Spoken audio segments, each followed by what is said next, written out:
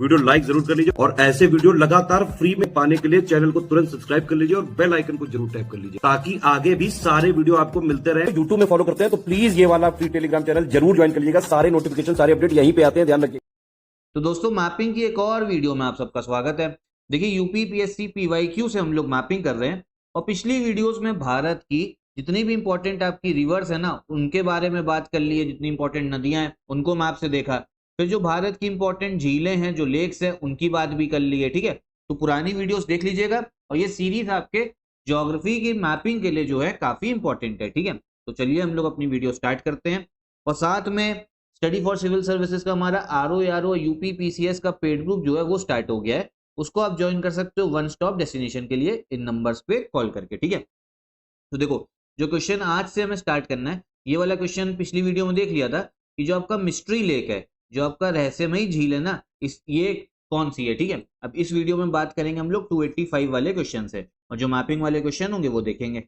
तो 285 वाला क्या बोल रहा है, भारत की निम्न झीलों में से कौन जम्मू एवं कश्मीर में स्थित है। ठीक है, कौन से इसमें से जम्मू और कश्मीर में है, तो इसका जो करेक्ट आंसर है वो होगा आपका आंचल लेक। ठीक है, सी वाला आंचल लेक।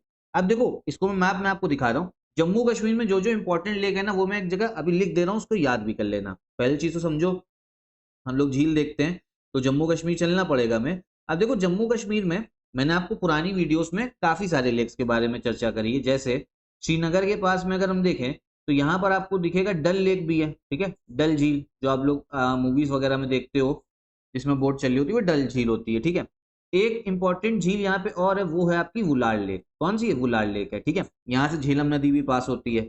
अब जो बात हो रही है आंचल लेक के बारे में, वो भी आपको जम्मू कश्मीर में श्रीनगर के पास में ही देखने को मिलेगी। ठीक है, और वो भी डल लेक के आपके पश्चिम में, तो ये है आपकी आंचल लेक। ठीक है, ठीक, तो अंचार लेक जो है आपको समझ में आया होगा कहाँ पर है, ये आपके जम्मू कश्मीर में है। तो इसका करेक्ट आंसर आपका सी वाला हो गया। जम्मू कश्मीर में और कौन सी झीलें याद रखनी, वो है आपका वुलार लेक। ये फेमस इसलिए क्योंकि यहाँ से आपकी झेलम नदी पास होती है। ठीक है, तो पहला ये ध्यान रखना है, दूसरा ध्यान रखना है डल लेक। ठीक है, और तीसरा आपका अंचार झील हो गई। समझ में आया। अब हम लोग नेक्स्ट क्वेश्चन देखते हैं एक बार। इसमें बोला जा रहा है the snow covered Gephan lake is located in. ठीक है, बर्फ से ढकी जो झील घेपन है, जो घेपन झील है आपकी घेपन, ठीक है, ये कहाँ पर है, तो ये देखिए हमको देखने को मिलती है आपके हिमाचल प्रदेश में। जो आपका घेपन लेक है ये हिमाचल प्रदेश में। ठीक है, और ये आपका इसकी खासियत है कि बर्फ से जो है ढका रहता है। तो इस बार इसको हम लोग भी मैप में देख लेते हैं, हिमाचल प्रदेश चलना पड़ेगा। तो इसको अगर एक बार सर्च करें तो ये आता है हमारा घेपन आपका ग्लेशियर लेक। ठीक है, बर्फ से जो है आपका जमा रहता है। आप इस व्यू में देख भी सकते हो कि जो झील है ये आपका कैसे बर्फ से जो है ढका हुआ है, बर्फ की चादर जो है इसके ऊपर इस झील पे है। ठीक है, तो गेफन लेक भी आपको, गेफन लेक भी समझ में आ गया होगा। ठीक है, तो गेफन लेक आपका कहाँ पर है, ये है हमारे हिमाचल प्रदेश में। अब देखो कई बुक्स में आपको इसको ऐसे भी लिखा हो मिलेगा गेफन। ठीक है, लेकिन आप इसको प्रोनाउंस गेपन भी कर सकते हो, गेपन ही वैसे जो है ज्यादातर बुक्स में दिखेगा, गेपन झील। ठीक है, चलो तो ये दो क्वेश्चन हो गए। आगे वाला क्वेश्चन देखते हैं 287। अब ये मॉनसून को लेके जितने भी मैपिंग के थ्रू क्वेश्चंस होंगे ना उनको हम लोग समझेंगे। ठीक है, भारत के किस राज्य में मानसून का आगमन सबसे पहले होता है। ठीक है, in which of the following states does the monsoon arrive first. अब आपको ये पता है कि भारत में यहाँ से साउथ वेस्ट मानसून आते हैं। ठीक है, कौन से, साउथ वेस्ट मानसून। ठीक, और सबसे पहले आपको कहाँ देखने को, बारिश कहाँ देखने को मिलेगी, ये आपको देखने को मिलेगी केरला में। ठीक है, केरल में। अब अगर इस मैप को देखोगे तो देखो आपको समझ में आ रहा होगा कि यहाँ से आपका ये साउथ वेस्ट मानसून आ रहा है, जैसे ये लाइन जारी की जा रही है।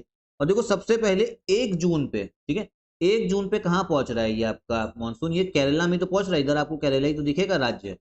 ठीक है, तो सबसे पहले कहाँ पे आते हैं, केरला में आते हैं। अब एक सवाल आता है कि इसको हम लोग साउथ वेस्ट मानसून क्यों बोलते हैं, क्योंकि दिशा जो है ना वो ये है, आपको जैसे डायरेक्शंस पता होंगे। ठीक है, अभी काम है, आगे भी क्वेश्चन में आएगा। ये नॉर्थ है आपका, उत्तर, ये साउथ दक्षिण, ये वेस्ट, ये ईस्ट। तो देखो ये जो आपका साउथ वेस्ट मानसून है ना ये इस डायरेक्शन से आ रहे हैं। ठीक है, ये वाला साउथ वेस्ट होता है, तो यहीं से आ रहे हैं, तो इसीलिए हम लोग इसको क्या बोल देते हैं, साउथ वेस्ट। ठीक है, तो चलिए अगला क्वेश्चन तो समझ में आ ही गया होगा। फिर अगला क्वेश्चन देखते हैं 288 वाला है। Which amongst the following states gets the highest average annual rainfall from north eastern monsoon. अब ये नॉर्थ ईस्टर्न मानसून की बात हो रही है, इंपॉर्टेंट क्वेश्चन है सब। उत्तर पूर्वी मानसून से सबसे अधिक वर्षा प्राप्त करने वाला राज्य कौन सा है? देखो होता क्या है ना, गर्मियों में तो आप ये समझिए कि हमें साउथ वेस्ट मानसून मिल रहा है, ठीक है, और सर्दी आते आते आपका अक्टूबर से लेकर दिसंबर का महीना आते आते क्या होता है ना, तो ये जो मानसून है ना वो पलट जाता है, वो इधर से चलता है, ये जो नॉर्थ ईस्ट डायरेक्शन है ना यहाँ से मूव करता है, ठीक है, तो इसीलिए हम उसको नॉर्थ ईस्ट बोलते हैं। क्या बोला जाता है? उत्तर पूर्वी। अब इसका मैप में आप देख सकते हो, देखो हो क्या रहा है ना, गर्मियों में ऐसे आया साउथ वेस्ट, और फिर जब जैसे ही आपका सर्दी का मौसम आया तो ये पलट जाता है ऐसे, ठीक है, और तो इसीलिए नॉर्थ ईस्ट से आ रहा है ना, इसीलिए नॉर्थ ईस्ट मानसून। और सबसे ज्यादा बारिश बताइए कहाँ करता है? तमिलनाडु राज्य में करता है, ठीक है, कहाँ पे? तमिलनाडु पे। तो करेक्ट आंसर इसका कौन सा हो जाएगा? तमिलनाडु। एक फोटो आप और देख सकते हो, ठीक है, तो देखो ये साउथ वेस्ट मानसून आ रहा है अप्रैल से सितंबर, और अक्टूबर से आगे के महीने में ये नॉर्थ ईस्ट मानसून ऐसे जाता है। सबसे ज्यादा बारिश कहाँ देखने को मिलेगी? तमिलनाडु में। सी वाला जो है इसका करेक्ट आंसर हो जाएगा, ठीक है। फिर क्वेश्चन जो है ये इंपॉर्टेंट है 290 वाला। Among the following places which one gets the least rainfall, ठीक है, सबसे कम बारिश जो है कहाँ देखने को मिलती है? भारत का सबसे कम वर्षा वाला जो स्थान है वो कौन सा है? अब यहाँ पे बहुत लोग कहेंगे कि चेरापूंजी तो नहीं होगा, वो तो अंडरस्टूड है, वहां बारिश बहुत ज्यादा होती है। बहुत लोग सोचेंगे कि जैसलमेर होना चाहिए इसका करेक्ट आंसर, क्योंकि वो रेगिस्तान वगैरह है, लेकिन जो इसका करेक्ट आंसर है ना वो है आपका ले, ठीक है। ले आपको कहाँ देखने को मिलता है? ये लद्दाख में देखने को मिलता है हमें। अब आप कहोगे कि यहाँ पे सबसे कम बारिश हो रही है, वो भी रेगिस्तान आपका थार डेजर्ट से भी कम बारिश, जी हाँ बिल्कुल। जो आपका लद्दाख है ना, ये भी एक आपका मरुस्थल है, ये भी एक आपका डेजर्ट है, ये चीज ध्यान रखना। देखो डेजर्ट की डेफिनेशन बहुत लोग को लगता है क्या है, अभी जो आपकी मरुस्थल की परिभाषा है, बहुत लोग सोचते हैं कि वो ये है कि जहां पे आपको रेत वगैरह दिख रही है, बहुत भीषण गर्मी, बारिश नहीं हो रही। तो देखो ये अकबर के जमाने की आपकी परिभाषा थी, ठीक है। अब जो डेफिनेशन है वो आपको ध्यान रखना पड़ेगा। डेफिनेशन देखो तीन चीज होती है मरुस्थल में। पहला होता है कि जो तापमान है वो बहुत ज्यादा एक्सट्रीम हो, ठीक है, एक्सट्रीम टेम्परेचर, मतलब या तो बहुत ज्यादा हो या बहुत कम हो, ठीक है। दूसरी चीज, जो वनस्पति है, जो वेजिटेशन है, वो ना के बराबर हो, और जो वर्षा है वो भी आपकी ना के बराबर हो। तो देखो जो थार डेजर्ट राजस्थान में वो तीनों कंडीशन फुलफिल कर रहा है, जो लद्दाख है ना उसमें भी तीनों कंडीशन हो रही है। यहाँ टेम्परेचर बहुत कम है, ठीक है, बहुत कम एक्सट्रीम, और वनस्पति भी नहीं है, रेनफॉल भी नहीं है। जो एंटार्क्टिका है ना, वर्ल्ड का सबसे बड़ा जो मरुस्थल है, वर्ल्ड का सबसे बड़ा डेजर्ट वो एंटार्क्टिका डेजर्ट है, ठीक है, जो एंटार्क्टिका कॉन्टिनेंट पड़ते हो, बर्फ से ढका रहता है और इसीलिए वो डेजर्ट है। अब यहाँ सबसे कम बारिश ले में होती है, क्यों? क्योंकि ये जो है ना एक रेन शैडो एरिया है। क्या है कंसेप्ट समझ लो, क्या है? Rain shadow area. Rain shadow area ऐसे होता है कि यहाँ बहुत सारी माउंटेन रेंज है और यहाँ पे ले पड़ रहा है, तो बारिश जो आपके सॉरी जो बादल आ रहे हैं, ठीक है, बादल आ रहे हैं, वो आगे पहुंच ही नहीं पाते, बारिश करा ही नहीं पाते हैं। तो अगर आप ये मैप भी देखोगे तो देखो इधर ले दिखेगा, और यहाँ पर आप देखो कितनी सारी रेंजेस दिख रही हैं आपको, लद्दाख है, जस्कर, फिर हिमालयन रेंज है, काराकोरम। तो यहाँ तक जो है आपके जो बादल आते हैं बारिश करा ही नहीं पाते हैं, ठीक है, पहले ही अब्जॉर्ब हो जाता है। फिर 291 वाला क्वेश्चन भी देख सकते हो, काम का अच्छा मतलब कंसेप्चुअल है, मैप से रिलेटेड नहीं लेकिन काम का है।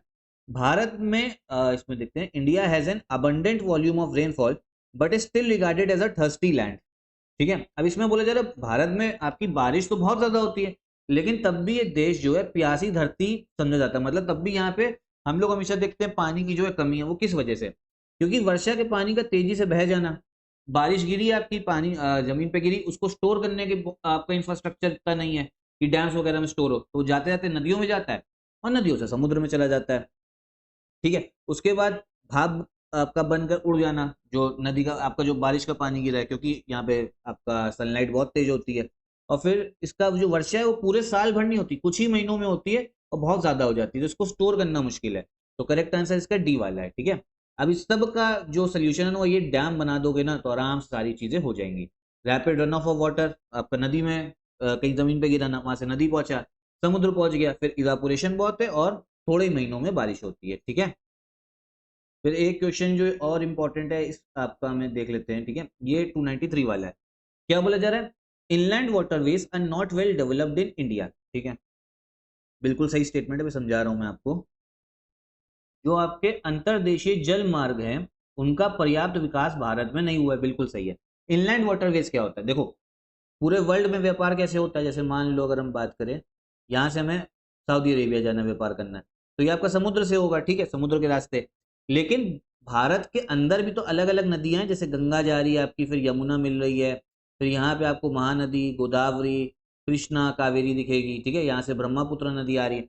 इन पे भी तो हम जहाज वगैरह चला सकते हैं। अब भारत में भी तो एक जगह से दूसरी जगह जो है आपका सामान पहुंचाना है, तो उसमें इनलैंड वाटरवे जो अंतरदेशीय जल मार्ग है उसका इस्तेमाल हो सकता है। जैसे अगर मैं आपको एग्जाम्पल दूं इसका, जैसे मान लो ब्रह्मपुत्र नदी है, हमें अरुणाचल प्रदेश से जो है सामान पूरा यहाँ तक लाना है, बंगाल तक, तो नदी के सहारे भी तो लाया जा सकता है। या आपका नई दिल्ली से हमें बंगाल पहुंचाना है तो गंगा नदी के थ्रू हो सकता है। लेकिन कुछ ही, आप समझिए कुछ ही स्ट्रेच जो है वो सही से डेवलप्ड है, बाकी डेवलप्ड ही नहीं सही से करा गया है।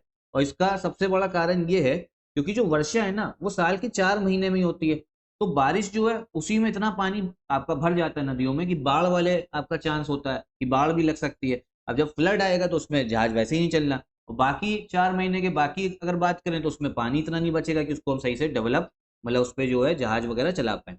इनलैंड वाटरवे का मतलब यही है, एक जगह से दूसरी जगह जाना या सामान को पहुंचाना आपके पानी के रास्ते, नदियों के रास्ते, ठीक है। तो इसमें दोनों स्टेटमेंट आपका सही है, करेक्ट आंसर इसका ए वाला हो जाएगा, सही एक्सप्लेनेशन भी आर वाला, ठीक है। तो मैं उम्मीद करता हूँ आपको समझ में आया होगा। मॉनसून के क्वेश्चंस थे, इंपॉर्टेंट क्वेश्चन थे, ठीक है। यही वीडियो भी खत्म करते हैं, आगे सीरीज से जुड़े रहिएगा, सब कुछ आपको अच्छे समझ में आएगा। बाकी वर्ल्ड ज्योग्राफी की पूरी सीरीज जो है स्टार्टिंग टू बिगनर, मतलब आप समझिए स्टार्टिंग से लेके एक्सपर्ट तक, ठीक है, बिगिनर से एक्सपर्ट तक, वो चल रही है आपकी यूपीपीएससी बेस्ट यूट्यूब चैनल पे। लिंक जो है मैं आपको डिस्क्रिप्शन बॉक्स में दे दूंगा, प्लेलिस्ट का लिंक, तो उसको देखिएगा जरूर। बाकी आरओ और यूपीपीसीएस का कंप्लीट पेड ग्रुप स्टार्ट हो गया है, स्टडी फॉर सिविल सर्विसेज का, उसको भी आप ज्वाइन कर सकते हो इन नंबर्स पे कॉल करके।